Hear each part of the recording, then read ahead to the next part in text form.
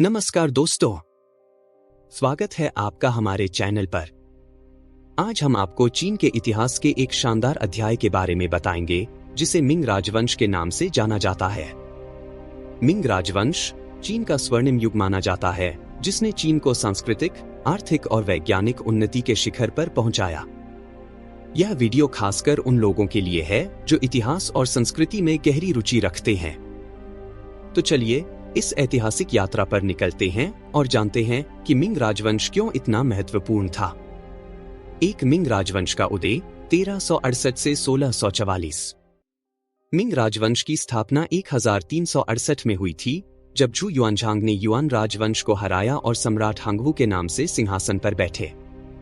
इस राजवंश ने लगभग 300 वर्षों तक शासन किया और चीन को एक स्थिर और समृद्ध राज्य बनाया। झू युआनझांग, जो एक गरीब किसान परिवार से थे, ने अपने दृढ़ संकल्प और कुशल नेतृत्व के माध्यम से मिंग साम्राज्य की नींव रखी। 2 महान दीवार का निर्माण और पुनर्निर्माण। मिंग राजवंश के शासनकाल में चीन की महान दीवार का पुनर्निर्माण और विस्तार किया गया। यह दीवार न केवल विदेशी आक्रमणकारियों से रक्षा करती थी, बल्कि देश के आंतरिक स्थिरता और सुरक्षा को भी बढ़ावा देती थी। मिंग सम्राटों ने इस दीवार को और मजबूत बनाने के लिए अनेक किले और चौकियां बनाई, जिससे यह दीवार अब तक की सबसे लंबी और मजबूत रक्षात्मक संरचना बन गई। 3 झेंग हे के समुद्र यात्रा। मिंग राजवंश के दौरान झेंग हे नामक महान नाविक ने कई समुद्री यात्राएं की और एशिया, अफ्रीका और मध्य पूर्व के कई हिस्सों तक चीन के व्यापार और सांस्कृतिक संबंधों को बढ़ावा दिया। यह चीन के वैश्विक प्रभाव को दर्शाता है। झेंग हे की 7 प्रमुख यात्राओं ने न केवल व्यापारिक मार्ग खोले, बल्कि सांस्कृतिक आदान प्रदान को भी बढ़ावा दिया, जिससे चीन का प्रभाव दुनिया भर में फैला। 4 कला और संस्कृति का उत्कर्ष।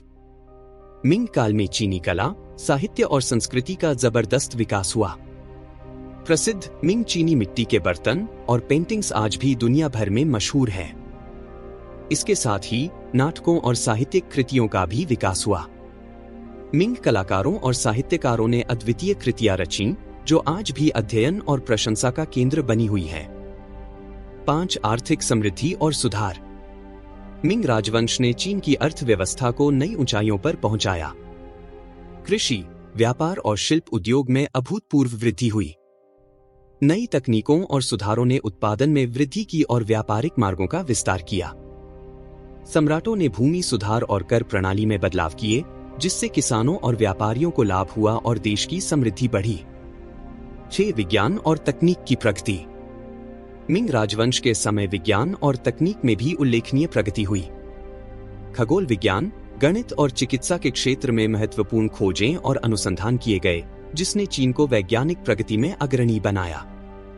मिंग वैज्ञानिकों ने पंचांग निर्माण, चिकित्सा पद्धतियों और मापतौल के क्षेत्र में कई नवाचार किए, जो आगे आने वाले युगों के लिए मार्गदर्शक सिद्ध हुए।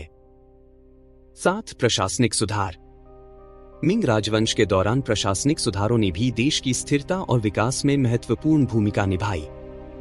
सिविल सेवा परीक्षाओं की प्रणाली को और मजबूत किया गया, जिससे योग्य और प्रतिभाशाली लोगों का चयन प्रशासनिक पदों के लिए किया जा सके। इसने सरकारी तंत्र को अधिक सक्षम और पारदर्शी बनाया। 8 स्थापत्य कला। मिंग काल में स्थापत्य कला का भी बहुत विकास हुआ। सम्राटों ने कई भव्य महलों, मंदिरों और मकबरों का निर्माण कराया, जो आज भी स्थापत्य कला के उत्कृष्ट उदाहरण माने जाते हैं। बीजिंग में स्थित फॉरबिडन सिटी इसी युग की एक महान उपलब्धि है, जो मिंग वास्तुकला की भव्यता और सुंदरता को दर्शाती है। तो दोस्तों, यह था मिंग राजवंश का संक्षिप्त लेकिन विस्तृत इतिहास। इस स्वर्णिम युग ने चीन को हर दृष्टि से समृद्ध और शक्तिशाली बनाया। मिंग राजवंश की उपलब्धियां और विरासत आज भी हमें प्रेरित करती हैं। यदि आपको यह वीडियो पसंद आया हो, तो कृपया लाइक करें, शेयर करें और हमारे चैनल को सब्सक्राइब करना न भूलें। नीचे कमेंट्स में हमें बताएं कि अगला वीडियो आप किस विषय पर देखना चाहेंगे। धन्यवाद और अगली बार फिर मिलते हैं एक नई ऐतिहासिक यात्रा पर। तब तक के लिए नमस्कार।